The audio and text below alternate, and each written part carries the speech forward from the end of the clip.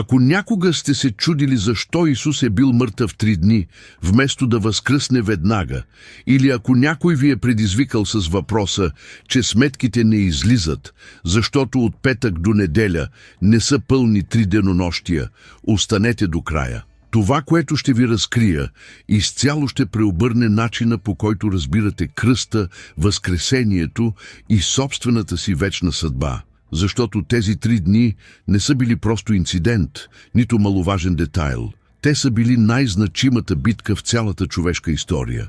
Битка, която никой не е видял, но която е определила дали ние с вас ще имаме надежда или ще останем завинаги осъдени. Знам, че сте слушали 1000 пъти за кръста. Знаете, че Исус е умрял заради вашите грехове. Но има нещо, което повечето християни така и не откриват.